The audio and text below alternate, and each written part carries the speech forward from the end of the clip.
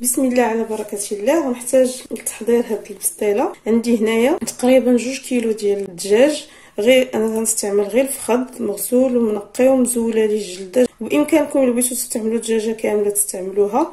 عندي هنايا الزعفران شعره اللي مرطب هنا في الماء سخون، عندي شويه السكر اللي دقيته مع شويه المسكه حره تقريبا 3 حتى 4 الحبات، عندي 2 فصوص ديال الثوم، والعطريه غنقولها لكم وانا كنحضر. عندي هنا تقريبا معلقه كبيره ديال البسيبيسه، غندير معلقه عامره كبيره ديال السكنجبير. هاد العطريه اللي غنديرها في مره بالنسبه للضميره والدجاج. هاد الدجاج انا كنحضروا ديال البسطيله بليله قبل. غندير الملح، غندير نص معلقه كبيره ديال الابزار، ملعقه معامراش ديال كبيره معامراش ديال الخرقوم، ملعقه ديال حبه الهيل او قعقله، غندير السكر مع المسكه، ملعقه كبيره عامره ديال القزبور يابس، كيت لكم 2 فصوص ديال الثوم. غنعمل العويدات ديال القرفه، احسن نديروهم كبارين باش يسهل علينا نزولوهم من المرقه فاش يطيب الدجاج. غنعملها الزعفران، ما كنديروش الزيت دابا مع العطريه، ما كنديروش الزيت، من الاحسن دائما مع العطريه. قلت لكم هاد العطريه الدجاج كتبلوه او ديروا ليه تشرميله ديال البسطيله، من الاحسن ليه قبل باش يجي منكه مزيان ويجي لذيذ. اللوز كذلك كنغلي الماء مزيان حتى كيطيب بحال كيسكلو. شاركت معكم راه نفس الطريقه اللي كنديروا اللوز ديال البسطيله هي اللي كنديروا العقده ديال اللوز اللي كنستعملوها في الحلويات او البريوات. كنغلي الماء مزيان كي قلت لكم للوز، وكندير فيه اللوز، كندير فيه طريقه ديال الملحه وكنطفي عليه. غير كيغلى الماء كندير فيه اللوز وكنطفي عليه، ما كنخليوش يتسلق باش ما كيبقاش مزيان الا خليناه يتسلق في الماء، غير باش يسهل علينا نزولوا ليه القشره. كنشرمل هاد الدجاج، نعمل بيه ثقوب باش يتشرب الشرموله مزيان.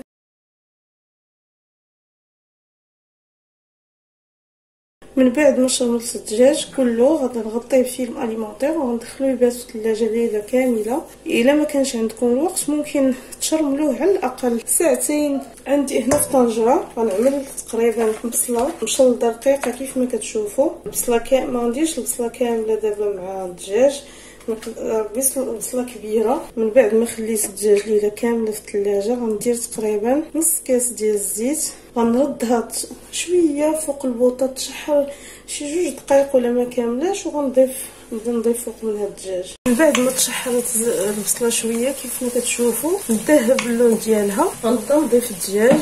بسم الله. الدجاج ما غاديش نشحرو، غنبقى غير مره هكا نقلبو، حيت هاد الدجاج ما غاديش نسدو عليه، نبقى نحركو مره. الا سدينا عليه يقدر يتفتت وديك المرقه ولا فيها العظام. غنعمل هاد العويدات ديال القرفه لداخل وما غاديش نمرقوه. كي قلت لكم نغطي عليه غير الماء ديال البصله والماء اللي غيطلق، الماء اللي استعملنا باش مرقنا العطريه.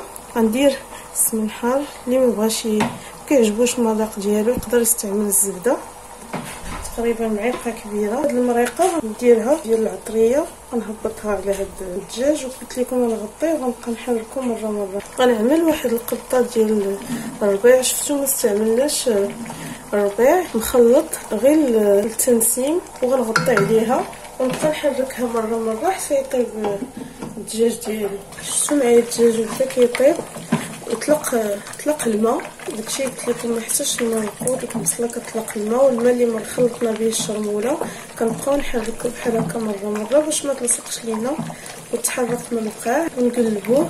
من بعد ما طاب الدجاج ديالي كيف ما كتشوفوا نزولو كله، نخليه يبرد شويه باش نفتو ونحيد منه العظام. من بعد ما زولت الدجاج نزول ايضا داك القبطه د الربيع والعواد ديال القرفه. من بعد ما زولت الدجاج وحيدت الربيع والعواد ديال القرفه غندير هنا عندي تقريبا كيلو الا ربع ديال البصله. ما بين البصله اللي طيبتها مع الدجاج وهاد البصله اللي غنطيب للضميره عندي كيلو. درت كيلو حيت هاد البسطيله هادي صغيره قياس 36 ماشي كبيره. غنخلي هاد البصله تشرب مزيان هاد المرقه ديال الدجاج. ما غنضيف ليها لا عطريه لا والو، كيف ما قلت لكم من الاول كندير العطريه بحساب التغميره ديال الدجاج وكل شيء. غنغطي عليها نحركها حتى تشرب مزيان وتلبى. من بعد ما تدغم البصيله دغمرات كيف ما كتشوفوا غنضيف ليها كاس ديال السكر سنيده والسكر حبيبات. ممكن نضيفو حتى الكاس ونص. غنضيف نصف ملعقه كيف ما كتشوفوا معايا ديال القرفه اختياريه. غنخليها تتعسل مزيان وتزيد تشرب الماء حتى توقف مزيان ما تبقاش فيها ولا قطره. كي قلت لكم نبقى نحركها مره ونطفي عليها. ودابا غندوز باش نطحن اللوز اللي ديجا كي قلت لكم درتو في الماء طايب، مرشوش بشويه الملحه، فسختو خليته بات ليله كامله حتى نشوف. خصو ينشف مزيان من الماء، الا ما نشفش كيبقى لاوي ما كيجيش مقرمش. ونقليه في زيت بارد. ندير زيت في المقله وندير فيه اللوز ونديرو على عافيه مهيله باش يدخلوا الطياب ويجينا مقرمش. النص غنطحنو بحال هكا يجي شويه مهرمش، والنص غنطحنو يكون غبره. بالنسبه اللي غيحتفظ به في المجمد يدير بسطيله كبيره او بسطيلات صغار. من الاحسن طحنوه تيكون مسحوق مزيان، حيت الا دخل الفريغو ما غاديش يحافظ على القرمشه ديالو الا خليتوه مهرمش بحال هكا. على هاد اللوز غنضيف نصف ملعقه صغيره ديال القرفه. بالنسبه لمن كيبغيش المذاق ديال القرفه ممكن يستغنى عليها.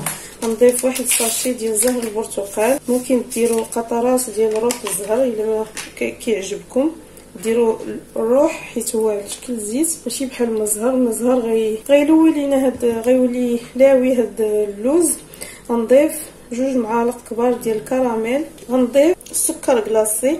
الكراميل راه حلو يعني نديرو بحسابه. ندير سكر كلاصي تقريبا 4 المعالق كبارين، او الا توفر عندي نسلي او الحليب المركز المحلى كندير تقريبا كاس ديال الحليب المركز المحلى كيعطيه مذاق. وممكن السكر حبيبات تذوبوه على شكل كراميل وهو تحليو به. غنخلط بيدي كيف ما قلت لكم، ما خصناش نديرو تيولي معجن يولي هكا كيتفرتت. غندوز باش نمونطي البسطيله ديالي دابا.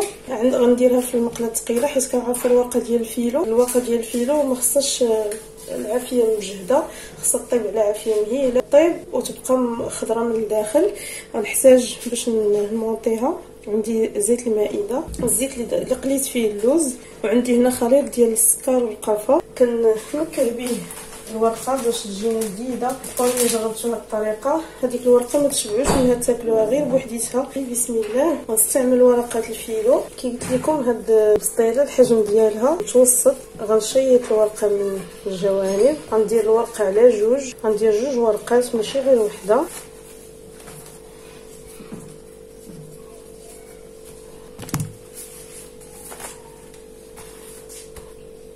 وغنبدا ندهن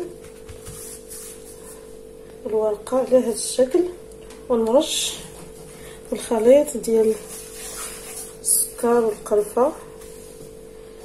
غندهن.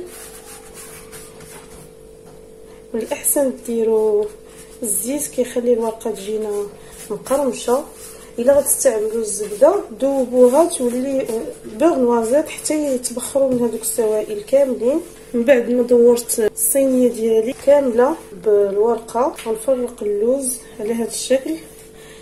الكميه الاكبر ديال اللوز كنديرها في القاع حيت نقلبها فاش غطيب. القاع ديالها غيولي هو الوجه اللي غنقدموها عليه.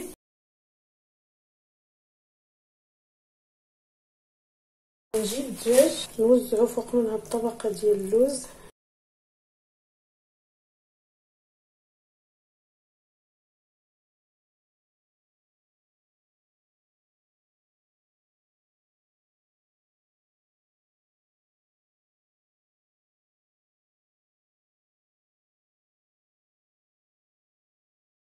من بعد ما وزعت الدجاج كامل كنحاول نتكي عليه غير تكيه خفيفه باش ما تقطعليش الورقه. ودابا غنعمل الطبقه الثانيه ديال اللوز، الطبقه الاخيره عفوا.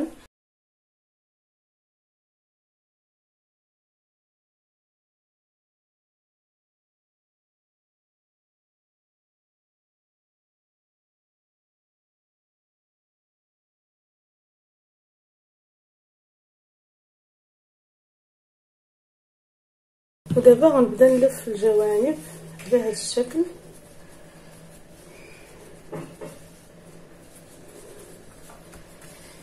ندهن بالزيت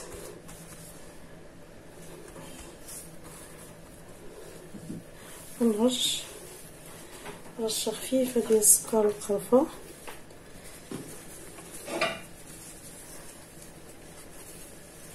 غنلف الجوانب وندهن.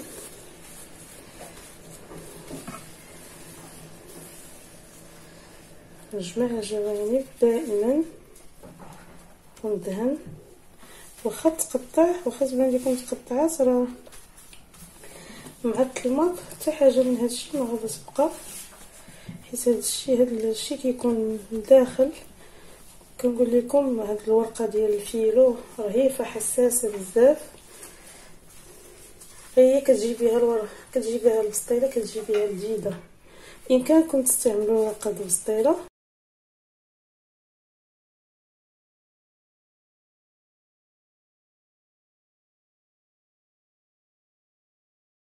ودابا غندوز باش ننمط هاد البسطيله ديالي. ندهن يدي بالزيت. من بعد ما لمطتها كامله غندهنها بالزيت اللي قليت فيه اللوز، وغندخلها للفرن اللي مسخن عندي من قبل على درجه حراره 180. نحطها، ما نحطهاش مباشره على صفيحه الفرن، ندير شي الشبكه نديرها في الطبقه الثانيه، يعني الوسط.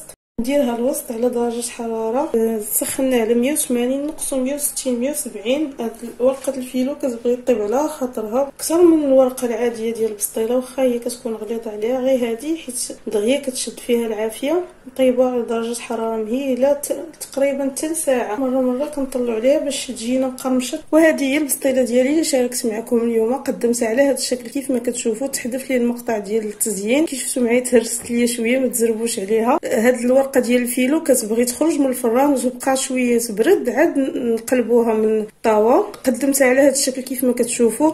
درت اطار، الجوانب دهنتهم بالعسل وزينتهم باللوز افيلي، والوسط درت عليه سكر كلاصي، ودرت هذا العش بورقه البسطيله مقطعه، قطعتها بالمقص، دهنتها بالزيت وشويه بياض البيض. درت فيها هذا البيض ديال السمان، زينتها بالنوغا ديال الجنجلان واللوز كونكاسي. ان شاء الله من بعد نشارك معكم طريقه التحضير ديالها. ودرت عليها هكا الورد يابس، الورد الغذائي. نتمنى ان شاء الله الطريقه اللي شاركت معكم تعجبكم. راه كتجي مقرمشه من الداخل، طيبه مزيان، الورقه اللي من الداخل طيبه.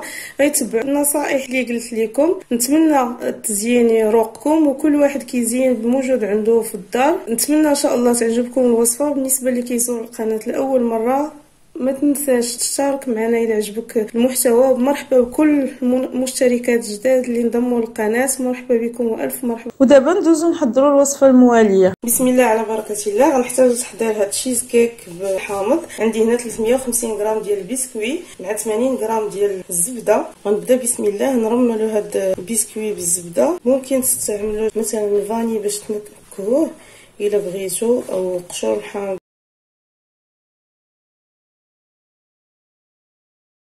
من بعد ما لبست البسكوي كله بالزبده، غنجيب الاطار اللي غادي نحضر فيه هاد التشيز كيك. غنفرغ فيه هاد الكميه ديال البسكوي.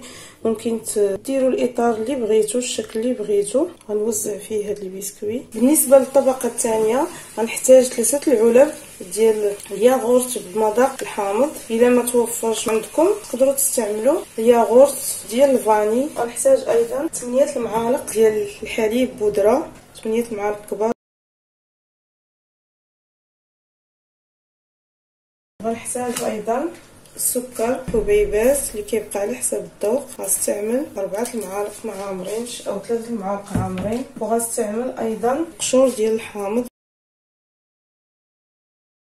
من بعد ما خلط هذا الخليط ديال الحليب، غنجيب البسكوي ديالي، طبقه البسكوي غنفرغ فوق منها هاد الطبقه ديال الياغورت حليب بودره، وغنحرك هاد الطبقه باش تساوى بحال هكا. عندي الفرن مسخن من قبل على درجه حراره 180، وغنطفيه دابا وندخل ليه هاد الطبقتين. الفران طافي ونحيدو ليه الحراره، حيت عارفين واخا كنطفيوه كتبقاش هاد الحراره. نقص نحيدو درجه الحراره للصفر، نطفيوه وندخلو هاد الطبقتين تقريبا 8 دقائق، 8 حتى 10 دقائق، حتى غنحطو صبعنا على هاد الطبقه ديال الياغورت والحليب بودره. كيتجينا ان الطبقه تماسكت نشفات، وغنخرجوه وندوزو نحضروا الطبقه الثالثه. ندوز لتحضير الطبقه الثالثه.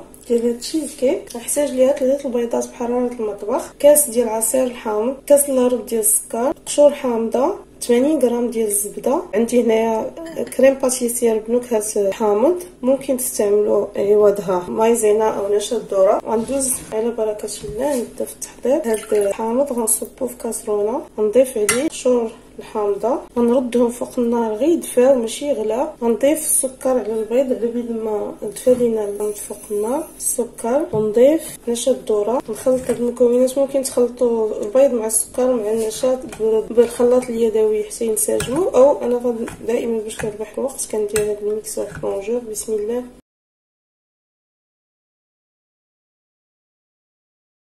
بعد ما طحنت هاد الخليط ودفى ليا الحامض شويه، غنبقى نضيفو بشويه بشويه ولا كنقرب. من بعد ما ضفت الحامض ديالي كامل غندير هاد الكريمه في كاسرونه، غنوضها فوق النار مع التحريك المستمر، ما نغفلوش عليها نهائيا باش ما تحرقش لينا حتى تختار وتعقد وتبدا تغلى. غنزولها من بعد ما عملتها فوق النار مع التحريك المستمر.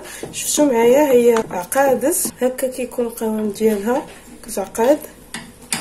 غنزولها دابا من فوق النار. من بعد ما زولتها كيف من النار كيف ما كتشوفوا هكا كيكون القوام ديالها. غادا نعمل هاد الزبده ونحركها مزيان حتى تذوب فيها هاد الزبده. من الاحسن تستعملوا زبده حيوانيه كيكون المذاق ديالها زوين. غنبقى نخلط حتى تذوب هاد الزبده مزيان وتنسجم مع هاد الخليط. من بعد ما خلطت الزبده مع الخليط ديال الكريمه مزيان، خرجت هاد الكريمه اللي شفتوا معايا تماسكت. هاد الطبقه تماسكت مزيان في الفرن وزادت بردات. غنصب فوق منها الكريمه، نحرك مزيان عاد نصب فوق منها الكريمه ديال الحامض.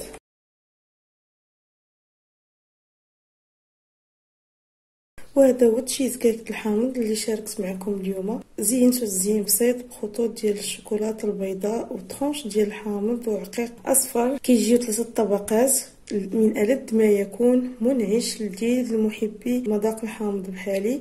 اكيد ان شاء الله الا جربتوه ما تستغناوش عليه، تبردوا به في الصيف. اكيد ان شاء الله غادي يعجبكم. سهل التحضير كيف ما شفتوا معايا، مكونات اقتصاديه. نتمنى ان شاء الله تجربوه ونتمنى يعجبكم وتدعيو معايا وتنسونيش بالدعاء في الشهر المبارك. نقطع معكم تشوفوا كيفاش كيجي. شفتوا معايا كيفاش كيجيو الطبقات ديالو. كيجي ما نقول لكمش كريمي ما تشبعوش منه. انا اكيد عشاق مذاق الحامض ما غيستغناوش عليه. والى فيديو مقبل ان شاء الله. استودعكم الله الذي لا تضيع ودائعه.